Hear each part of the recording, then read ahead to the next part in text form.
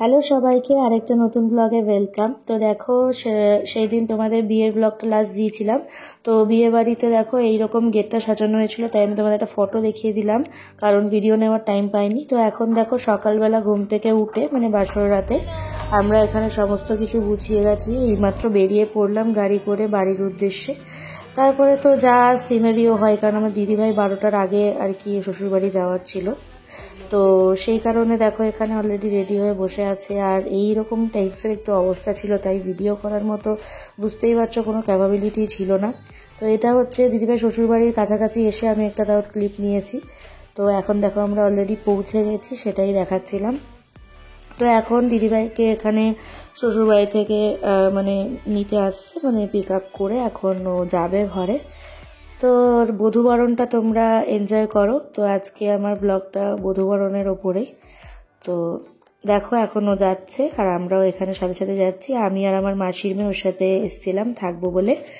তো দেখো এখানে এরপর ওর বধূবরণ হবে, তারপর ও গৃহপ্রবেশ করবে, আর দেন কিছু খেলা আছে, তারপরে আশীর্বাদ আছে, ও আয়স্ত দেবে ওর শাশুড়ি ওকে।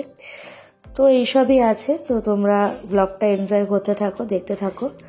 আর কুন্তলাদের বাড়ির গেটটা এরকম সাজানো হয়েছিল, ঘরটাও এভাবেই সাজানো হয়েছিল, যেটা আমি তোমাদের ব্লগে এখন দেখাচ্ছি। তো খুব সুন্দর লাগছিল, মানে এত সুন্দর ওরা ওয়েলকাম করেছে যে মানে এই দেখো এখানে একটা ফুলের মতো প্রজাপতি করেছে, তারপর গেটের সামনে একটা ওয়েলকাম লিখে একটা সুন্দর করেছিল। ওই ফটোটা আমি মানে পাচ্ছি না দেখে এখানে দিতে পারলাম না, তো যদি পাই আমি অ্যাটাচ করে দেবো। তো এই দেখো খানিকটা দেখতে পাচ্ছ ওখানে ওয়েলকাম লেখা ছিল। তো খুব সুন্দর করে ওরা আর কি ওয়েলকামটা করেছে, তো তোমাদেরকে দেখাচ্ছি। তো চলো ব্লগটা এনজয় করতে থাকো।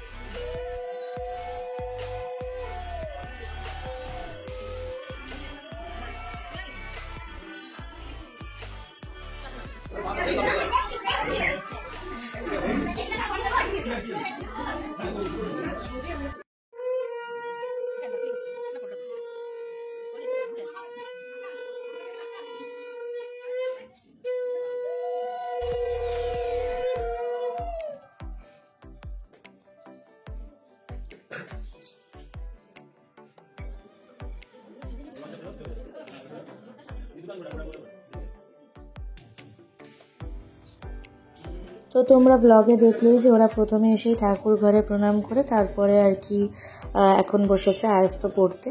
তো এরপরে দুধ উতলানো আছে, আর ওদের একটা সুন্দর খেলা আছে, ওদের আংটি খেলা না, ওদের কড়ি খেলা হয়। তো সেমই আর কি আংটির মতো কড়িটাকে খুঁজে বার করতে হয়। তার সাথে সাথে ওরা একটা মজার গেম খেলিয়েছিল আমার দিদিভাইকে, যে মাছ ধরতে হবে, যে মাছগুলো একটু স্লিপারি হয়, তো ওই মাছগুলোকে ধরে মানে হাঁড়িতে দিতে হবে। তো আমার দিদিভাই একটা শেষ মাছ ধরতে পেরেছে, তো সেটাই তোমরা দেখো, এনজয় করো। তারপরে দিদিভাইরা গেছিল একটু মাঠে ফটোশ্যুট করতে।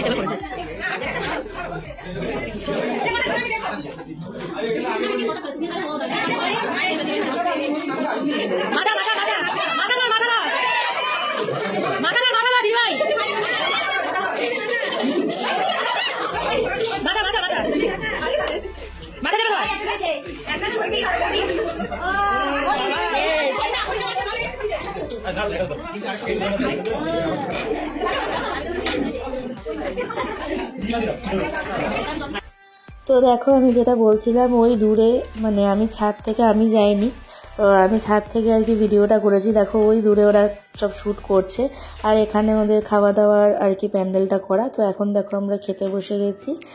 আর নতুন বর বউকে কেমন লাগছে তোমরা জানিও, একদম ফ্রেশ হয়ে ও নতুন শাড়ি টাড়ি পরে এখন খেতে বসেছি। আর এরপরে আমরা একটু বাড়ি এসেছিলাম, বাড়ি এসে একটুখানি মা বাবার সাথে দেখা করে আবার, কারণ যেহেতু সকালে এসেছি তো সেই কারণে একবার মা বাবার সাথে দেখা না করলেই না, তো এই দেখো দেখা করে নিয়ে আবার আমরা ওই বাড়িতে চলে যাই। আর এখানে দেখো একটা পুচকু এসেছিলো, তো ওর সাথে একটু খেলছিলাম। তারপরে আমরা রাতের ডিনারে বসে গেছিলাম, ডিনারে ফ্রাইড রাইস ছিল, চিকেন ছিল। আর এখানে দেখো সবাই একসাথে মিলে খেতে বসেছি। কেমন লাগলো ব্লগটা জানিয়ে, ভালো লাগলে লাইক শেয়ার সাবস্ক্রাইব করে দিও। টাটা।